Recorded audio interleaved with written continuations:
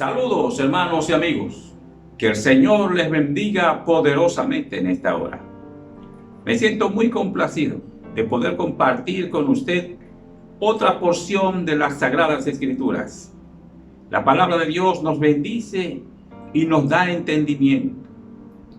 Y es mi oración que esta palabra que voy a compartir contigo en esta hora te llene de convicciones de Dios y te amplíe tu visión acerca de su poderosa y maravillosa gracia sobre ti.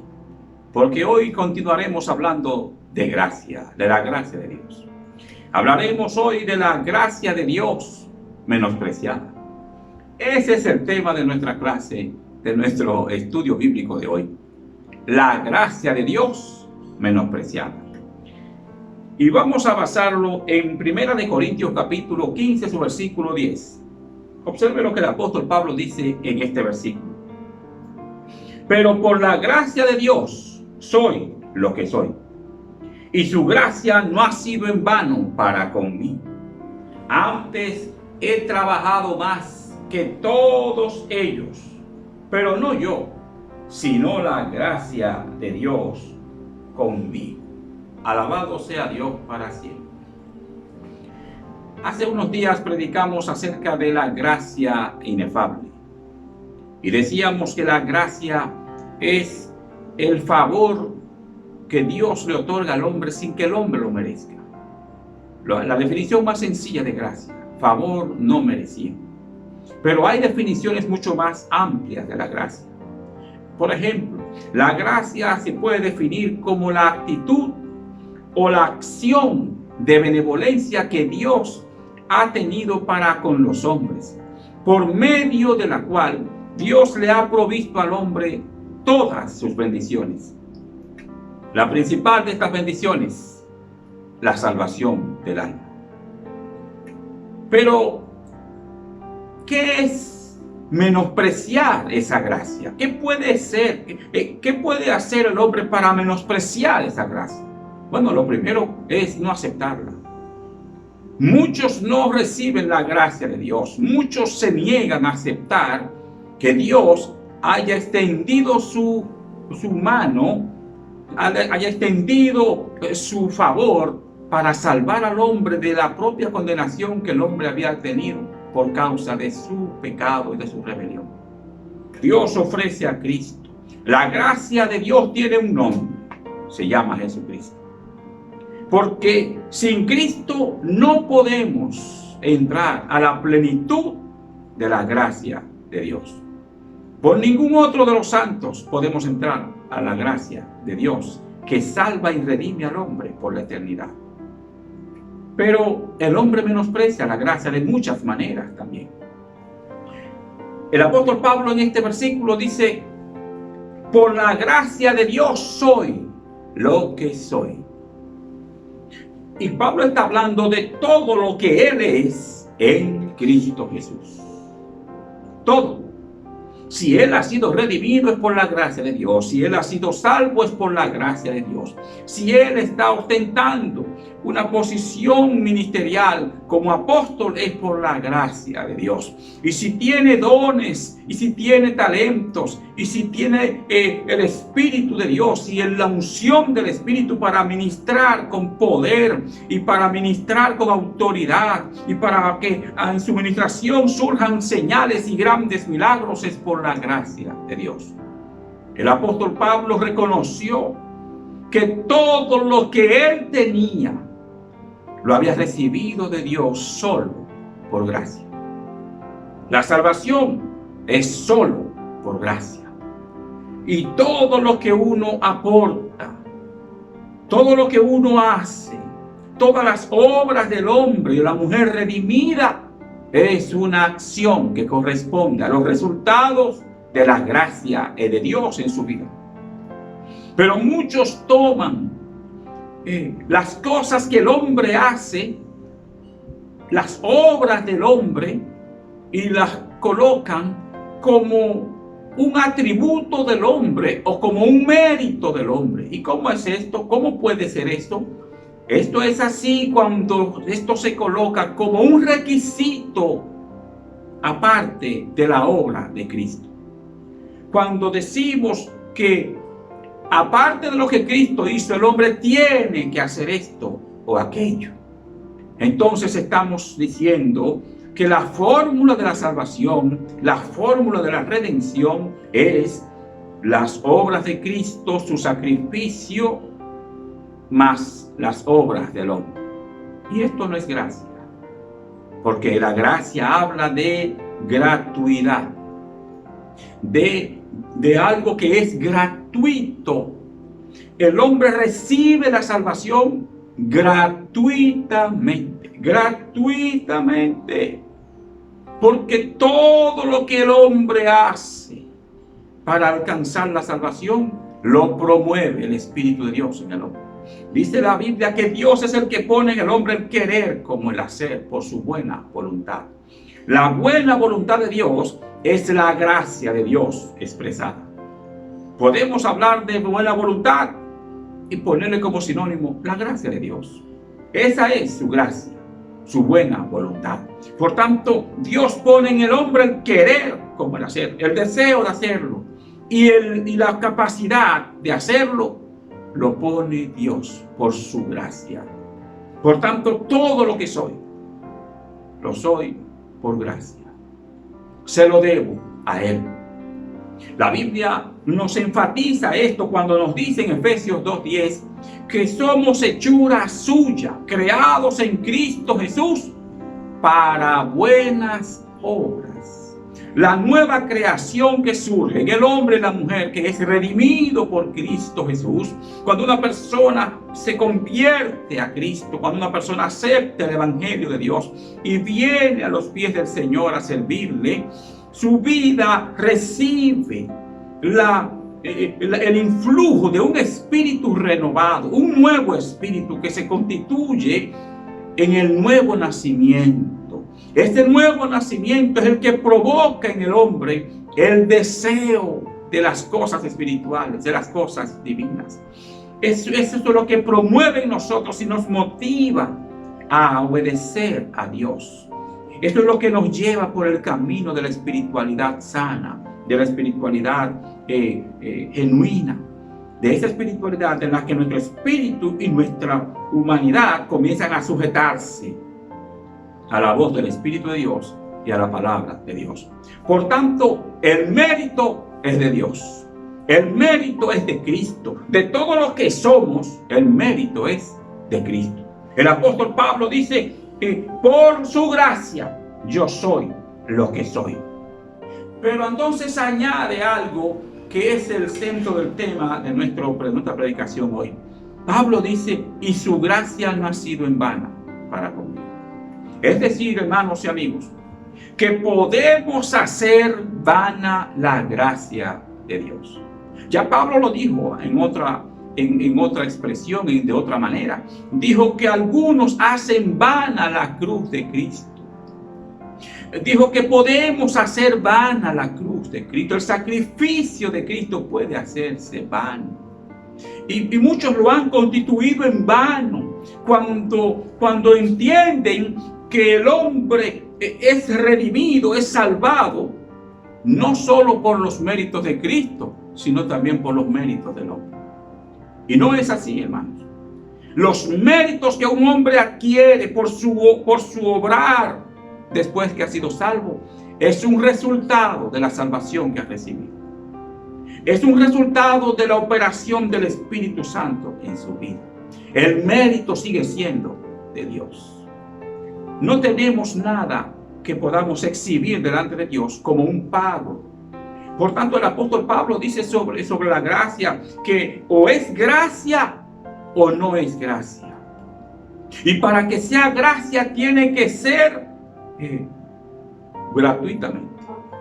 Tiene que ser sin que el hombre entienda que se le está pagando por lo que está haciendo, sino que el hombre entienda que lo que hace de bien, que lo bueno que ahora hay en él, que las virtudes que ahora hay en él son un resultado de la obra de la salvación que Cristo hizo en la cruz del Calvario por cada uno de los redimidos.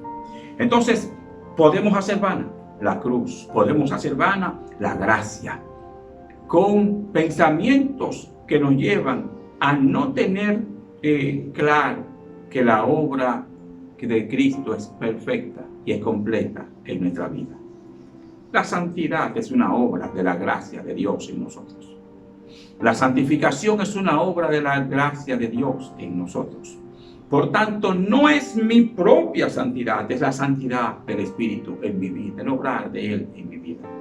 ¿Y qué pasa cuando una persona no va guardando fielmente lo que es la santificación en su vida?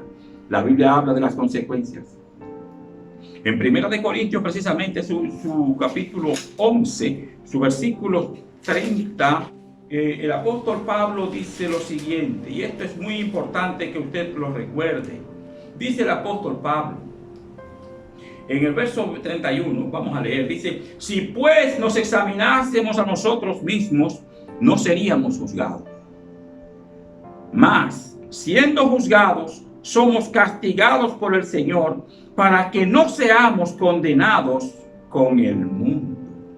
Observe esto. El apóstol Pablo dice que si nos examinásemos y llegásemos a comprender y a aceptar nuestro pecado y pedimos perdón y nos apartamos, entonces Dios no nos juzga.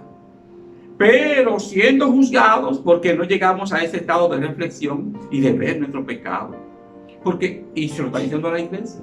La iglesia, después de redimida, sigue pecando. ¿Por qué? Porque la humanidad nuestra es pecado. Mi carne es pecado. Mi naturaleza humana es pecado. En el mismo 1 Corintios 15, los versículos 40 en adelante, 44 por ahí, el apóstol Pablo comienza a hablar de esa naturaleza humana que es terrenal, temporal, corruptible, y de la naturaleza divina, de ese ser espiritual que Cristo es y que transmite a los redimidos, que es diferente, que esa es santa y esa viene del cielo. Esa no es corruptible. Por tanto, esa humanidad que me acompaña, como Pablo dice también en Romanos capítulo 7, ese cuerpo de muerte que siempre está allí deseando el pecado, está conmigo todo el tiempo. Por tanto, yo no puedo afianzar o basar mi salvación ni mi relación con Dios en base a las obras de un cuerpo muerto. Porque Pablo está diciendo allí claramente que ese es un cuerpo de pecado. Es un cuerpo que está condenado a la muerte. Pero dice Pablo incluso, no soy yo quien hace esto, porque está hablando y haciendo una separación entre el hombre espiritual y el hombre natural. El hombre espiritual, como bien dice el apóstol Pablo en 1 Corintios capítulo 2, este hombre espiritual juzga todas las cosas y él no es juzgado de nada. Él no es juzgado de nada ni de nadie. ¿Por qué? Miren lo que dice el verso 14. Dice: pero el hombre natural no percibe las cosas que son del Espíritu de Dios, porque para él son locura, y no las puede entender porque se han de discernir espiritualmente. En cambio, el espiritual juzga todas las cosas, pero él no es juzgado de nadie. ¿Por qué no es juzgado el hombre espiritual de nadie? ¿Y por qué él asimila las cosas espirituales y él juzga todas las cosas? Porque él es perfecto. Porque él es de la simiente de Dios. Y como es de la simiente de Dios, dice en 1 Juan capítulo 5, versículo 13 por allí, dice que el que es de la simiente de Dios no practica el pecado, no puede pecar, porque la simiente de Dios está en él.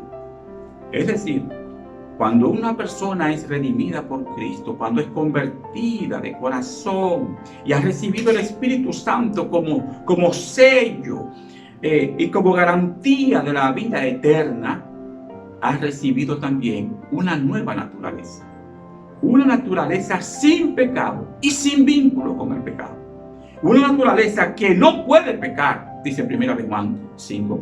¿Por qué? Porque la simiente de Dios está en él, en ese hombre espiritual. Por eso él no es juzgado de nadie. Nadie puede juzgarlo. Cuando alguien te acusa de algo, está acusando a tu hombre natural. Cuando alguien te está, digamos, reprochando alguna cosa, se lo reprocha al hombre natural que hay en ti, al hombre natural que hay en mí, pero no al hombre espiritual, porque en ese hombre espiritual habita el Espíritu Santo de Dios. Y allí todo es un santuario de santidad. Por tanto, eso de añadir o atribuirle méritos a la obra del hombre para la salvación es una acción que menosprecia la gracia de Dios. Porque sin la gracia de Dios que nos envió a Cristo para morir en la cruz y para vivir, Cristo vive todos unos 30 y tantos años. ¿Y para qué los vive todos esos años? Porque por esos años durante esos años Cristo cumplió todo el requerimiento de la ley. Y lo hizo por nosotros, porque Él es santo, inmaculado. Él no necesitaba cumplir la ley, porque Él nunca violentó la ley. Él es la ley, Él es la palabra de Dios, el mandamiento es Él mismo. Por tanto, Cristo lo hace por nosotros. Y Cristo muere y paga en la carne por nosotros, para que no recibamos nosotros el castigo que merecían nuestros pecados. Por tanto, la salvación en Cristo es una obra que nos perfecciona. Por eso dice Hebreos en su capítulo 14, dice Hebreos 10, 14 y 15, dice que Cristo con una sola ofrenda hizo perfectos para siempre a los santificados. Perfectos para siempre. Esto significa que la perfección en el creyente, en el redimido, la otorga la acción de gracia que Cristo hizo en la cruz del Calvario. Por tanto, no podemos atribuirle obras humanas meritorias del hombre a la salvación. Cada obra que el hombre hace, cada acción que el hombre hace, una vez que está en Cristo, es una consecuencia. Si esa obra que está haciendo es honra a Dios, es una acción conforme a la palabra de Dios y dirigida por el Espíritu Santo, es un mérito de Dios. Y aunque haya cierto valor en el hombre que lo hace, sin embargo, cuando esa persona entiende la gracia, lo único que dice es, como dijo el apóstol Pablo, por la gracia de Dios soy lo que soy. Si alguna virtud ven en mí, es por la gracia de Dios. Él ha hecho. Él es el que lo ha hecho en mí. Bendito y alabado sea el Señor para siempre. Se cuenta de Hudson Taylor, un misionero norteamericano que se distinguió por su trabajo extraordinario en la China comunista. Estar allí en ese tiempo no era algo sencillo. Predicar el evangelio, fue uno de los pioneros de llevar el evangelio a China. Y este hombre fue anunciado con bombos y platillos en una iglesia, en una gran congregación donde él iba a presentarse. Y el pastor decía, un gran siervo de Dios, un hombre extraordinario. Y cuando este hombre, que era un hombre muy humilde, subió a ese púlpito, yo me imagino ruborizado por todo lo que este hombre había dicho de él solo dijo, hermanos, yo solo soy el inútil siervo de un excelente dueño. Eso es lo que somos. Cuando hemos alcanzado algún nivel de excelencia o de relevancia en lo que hacemos para Dios, debemos considerar el aplauso de la gente hacia nosotros y dirigirlo hacia el que está obrando esto en nuestras vidas. Él es el excelente dueño. Él es el excelente en nosotros, y nosotros solamente somos su humilde siervo, incluso, como bien dijo él, su inútil siervo. Así es que quítate el ropaje, quítate eso que solamente te lleva a la arrogancia, que te hace creer más que los demás, que te hace creer que estás por encima de este o del otro, y bájate, como dijo el Señor, que los que quieren ser grandes en el reino tienen que ser servidores de todos, los más pequeñitos. Así estamos llamados a ser los más pequeños para servir a los demás. Por tanto, hermanos y amigos, ese menosprecio por la gracia de Dios se manifiesta de esas formas en las que tú ves en las iglesias, a veces en los ministros y en el trato con los demás.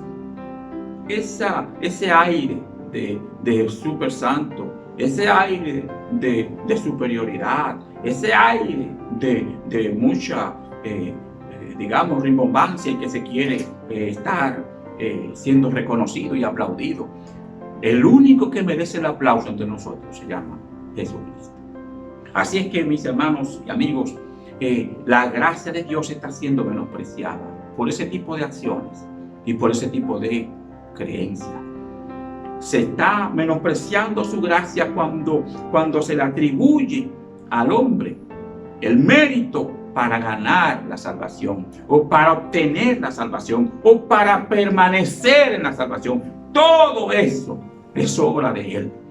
Él es el que nos permite estar en Él.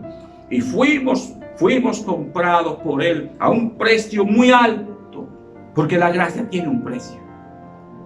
La gracia tiene un precio muy alto, lo pagó el Padre al desprenderse de su Hijo. Fue un momento muy difícil para Dios, debió haber sido para Dios un momento muy duro, tener que entregar a su Hijo unigénito, como bien destaca la Escritura, para que sea menospreciado por los hombres, para que le escupieran al rostro, para que algunos lo insultaran, para que algunos incluso lo golpearan, algunos le dieron de latigazos. El Señor fue menospreciado. Eso fue un momento muy difícil, y luego fue llevado a una muerte cruel, a una muerte en la que simplemente se le estaba era un insulto. La muerte que Cristo recibió en la cruz era un insulto. Era la muerte más horrorosa y más vergonzosa que se daba a los digamos, delincuentes más grandes, a los condenados más despreciados por la sociedad. El Padre tuvo que soportar todo eso para poder proveernos su gracia. Y qué pena, qué dolor debe sentir el Señor, que hoy muchos estén menospreciando su gracia, que muchos no estén asumiendo la gloriosa gracia que hemos recibido, la magnífica gracia que hemos recibido, y aplaudiendo al Señor y dándole gracias a Él por lo que ha hecho en nosotros solo. Por gracia. Por gracia somos lo que somos. No menospreciemos la gracia de Dios. Se menosprecia la gracia de Dios cuando se vive una vida ligera, una vida sin santidad, una vida que menosprecia lo sagrado. Se menosprecia la gracia de Dios cuando no asumimos ese amor que Dios nos ha dado y no correspondemos a ese amor de la misma manera. Hermanos y amigos, la gracia de Dios es lo único que nos capacita a nosotros para dejar el pecado. Créame, en Juan 8, Juan 8, 10 al 11, observe lo que dice la palabra de Dios de una de las escenas de gracia más extraordinarias que el Señor Jesucristo nos mostró. Allí dice la palabra, narra la historia de esta mujer, la mujer adúltera, que fue llevada ante el Señor por algunos, mostrándola como la gran pecadora. Y claro, ella había cometido un gran pecado, pero todos los que estaban allí también eran pecadores. Y oiga algo que el Señor hizo. Después de enfrentar a estos con sus propios pecados y decirle: el que esté libre de pecado, que le arroje la primera piedra, todos comenzaron a irse, dice la palabra. Y en el verso 10 el Señor dice: enderezándose Jesús y no viendo a nadie sino a la mujer, le dijo: mujer, ¿dónde están los que te acusan? ¿Ninguno te condenó? Ella dijo: ninguno, Señor. Entonces Jesús le dijo: ni yo te condeno. Vete y no peques más. Nos llama la atención que Jesús le dice a esta mujer: vete y no peques más. Claro, debe estarse refiriendo al acto de adulterio que había cometido. No vuelvas a cometerlo. No lo hagas más. Pero allí hay un principio importante. Lo que Cristo ha hecho con esta mujer es gracia. Ella es culpable de los hechos. Ella es culpable de la acusación que se le hace. Pero Jesús le dice: no te condeno. vete y no peques más. El Señor observe que no le dice, no peques más y yo no te condeno. Señor pone primero el perdón. Yo no te condeno. Vete, no peques más. Algunos entienden que el perdón del Señor es como cuando el perdón del Señor lo presentan como un hecho resultado de lo que el hombre está solicitando o de que el hombre se arrepintió. El perdón del Señor, el Señor entregó el perdón antes de que el hombre se arrepintiera. Dios envió a Cristo y pagó el precio. Y Cristo en la cruz pidió el perdón. Perdona a los padres que no saben lo que hacen. Ninguno de los que estaba allí había pedido perdón, pero Cristo estaba otorgando el perdón. El perdón el Señor lo otorga como una gracia, porque nadie merece el perdón. Así es que el Señor le dice a esta mujer, vete, porque yo tampoco te condeno. No peques más. ¿Y qué es lo que dice esta lección?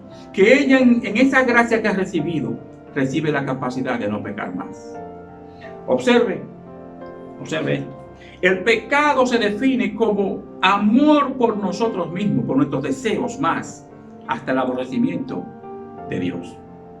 Ese amor por encima de todo, por el pecado, solo puede ser vencido. No por el temor a la ley, no por el temor al castigo. Los hombres, por ejemplo, hay naciones, hay estados de los Estados Unidos, por ejemplo, que tienen la condena de muerte para los agresores, para los que cometen ciertos pecados, ciertas faltas. Sin embargo, eso no impide que las personas lo cometan. Porque el hombre no deja de pecar con miedo. La Biblia dice que la ley no fue dada para justificación, que ninguno podrá justificarse por temor a la ley, que no tiene la capacidad el hombre para ello. Pero si el hombre deja de pecar cuando puede sustituir ese amor por el pecado por un amor más grande. Solo cuando nuestro amor por Cristo sea mayor que nuestro deseo de pecar, dejaremos el pecado. La gracia produce ese amor en nosotros. Es cuando tú ves a Cristo como aquel que se castigó a sí mismo para que tú no seas castigado. Aquel que murió en la cruz para que tú recibieras vida eterna.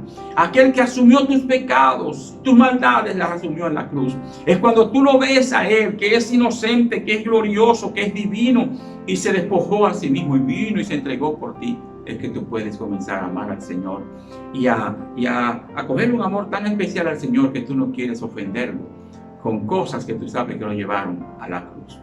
Él no volverá a la cruz. El Señor Jesús ya no muere, ya Él murió una vez y vive ahora para siempre. Cada vez que un creyente peca, solo tiene que arrepentirse y apartarse del pecado y seguir el camino de la justicia, volver a la senda, porque el pecado no se extravió, pero volvemos a la senda. Dijo Cristo, el que está limpio no necesita más que lavarse los pies. Esto es volver a poner los pies en la senda limpia. Lávate los pies, vuelve a la senda correcta. Entonces, la gracia de Dios es lo que nos capacita para dejar de lado el pecado y para acercarnos al Señor. La gracia tuvo un costo muy alto. Hay una alabanza muy hermosa que se popularizó en el año 2008 por allí, que dice: nunca sabré cuánto costó de mi maldad sobre esa cruz. Ni siquiera eso Dios nos concede. No nos permite ni siquiera saber el costo, el oneroso costo que tuvo esa gracia derramada en esa cruz. Mi maldad fue puesta en la cruz sobre los hombros de otro. Y yo fui absuelto, yo fui liberado, yo fui perdonado. Por tanto, Dios ni siquiera me permite saber cuánto costó. Nunca lo sabré. Pero fue un alto precio. Fue un precio muy terrible. Fue un precio muy doloroso. Y yo nunca lo sabré. Hasta ese punto es la gracia de Dios, que ni siquiera nos permitirá saber todo lo que costó el perdón que hemos recibido. Por tanto, no se concibe, es una inconsecuencia total que alguien que ha recibido una gracia semejante continúe entregando su vida al pecado, a la maldad, y que sea indiferente al Dios que lo ha salvado. Es esa gracia que me llevó a mí a amar al Señor y a aborrecer mi pecado. No fue el miedo al infierno, no fue el miedo a la condenación, no fue ni siquiera la vergüenza de caer y descarriarme. Fue esa gracia, saber que Él se sacrificó por mí a ese nivel, solo por amor. Eso es lo que me ha hecho amarlo a Él. Y es lo que me hace sentir dolor profundo, arrepentimiento cada vez que mi cuerpo de muerte, mi humanidad pecadora, comete alguna falta delante de Él. Hermanos y amigos, lo que nos lleva a amar al Señor y a no desear el pecado y a aborrecer el pecado que cometemos en algún momento y llevarnos al arrepentimiento es reconocer la gracia de Dios. Por la gracia de Dios somos lo que somos. Y el apóstol Pablo dice, esa gracia no ha sido en vano para conmigo. Antes he trabajado más que todos ellos. Él habla de los apóstoles, del resto de los apóstoles. En el verso anterior, el apóstol Pablo dice que él era un apóstol al nivel de los otros, aunque algunos lo querían menospreciar. Porque la gracia de Dios había sido extraordinaria con Pablo. Él había sido hasta perseguidor de la iglesia, había llevado a algunos cristianos hasta la muerte. Y por eso algunos no lo veían a Pablo con cierta suspicacia, no lo aceptaban del todo. Y Pablo tuvo que hacer grandes declaraciones y grandes esfuerzos para que ellos reconozcan que Él es un apóstol, también llamado por el Señor Jesucristo. Y Él dice, yo no tengo por qué sentirme menos que ellos, ni que me traten menos, porque la gracia de Dios, yo por la gracia de Dios soy lo que soy. Y dice, pero esa gracia no ha sido en vano para conmigo. Y Él hizo en su servicio a Dios cosas, fue más amplio su ministerio, fue más extenso, fue mucho más la labor que realizó. Por eso Él dice, antes bien he trabajado más que todos. La gracia nos lleva, cuando hay una gracia comprendida, no menospreciada, nosotros nos esforzamos por hacer cosas para Dios, por gratitud, como una manera de responder, de corresponder a ese amor y a esa gracia extraordinaria. Pablo hizo más, dice él, no ha sido vana la gracia de Dios. La gracia de Dios no ha sido en vana para conmigo. ¿Es vana para contigo? ¿Cómo estás haciendo para Dios? ¿Qué estás haciendo? ¿Qué puedes presentar delante del Señor? Esa gracia que nos ha salvado también nos capacita para servir y hacer las cosas que Dios está esperando. Dice el apóstol Pablo, he hecho más que todos ellos, pero no he sido yo, sino la gracia de Dios en mí. Esto es de lo que estamos hablando. La gracia es apreciada cuando se le atribuye a Dios, al Espíritu Santo, al Señor Jesucristo, toda la obra de bien que hay en nosotros, que se produce en nosotros después que hemos llegado a la salvación eterna. Por la gracia de Dios soy lo que soy.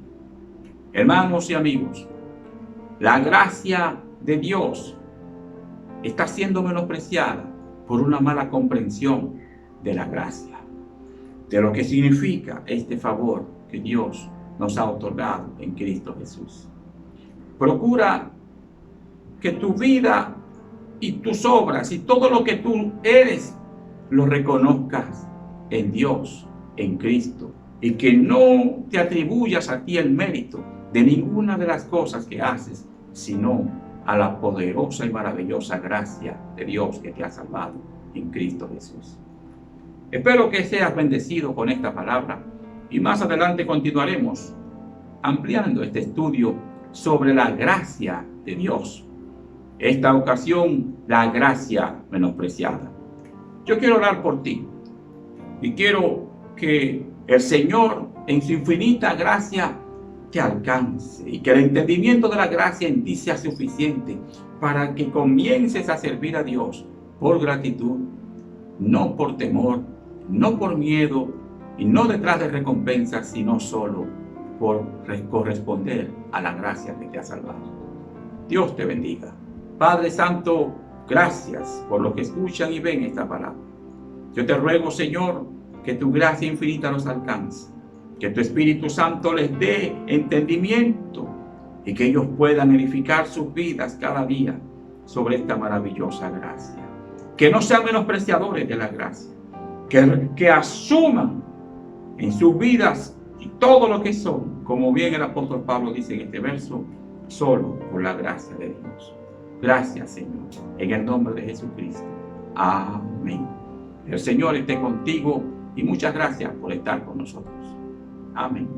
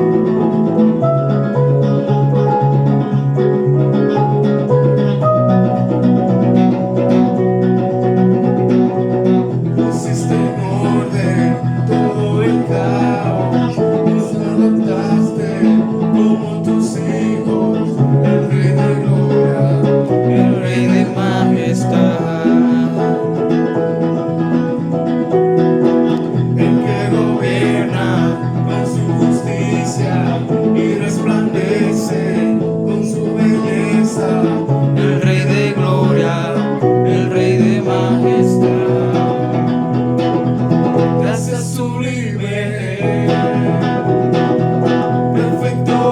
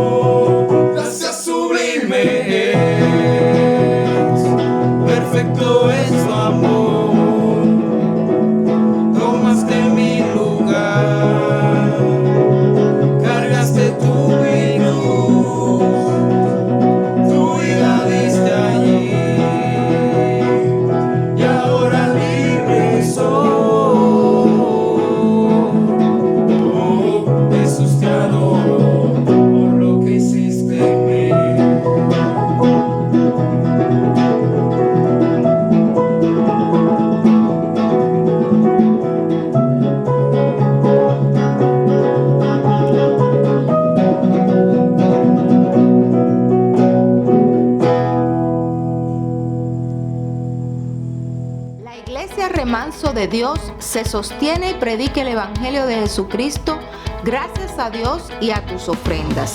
Realizamos eventos, conferencias, talleres, actividades y diferentes programas para dar a conocer el mensaje de salvación y el poder de Jesús, transformando y edificando vidas de mujeres, hombres, jóvenes y niños en diferentes comunidades. ¿A dónde van tus ofrendas y donaciones? Aunque no puedas llevar la palabra personalmente a todas partes, de esta forma lo estás haciendo, colaborando con la obra de Cristo en diferentes partes de la República Dominicana. Con tus ofrendas y donaciones estás sembrando y siendo parte de lo que Dios está haciendo hoy. De esta manera ayudas a llevar esperanza donde no la hay y gozo donde hay tristeza, brindándole a las personas una oportunidad de conocer a Jesús, aquel que provee para ti y para mí. Puedes hacer tus ofrendas o donaciones desde donde estés.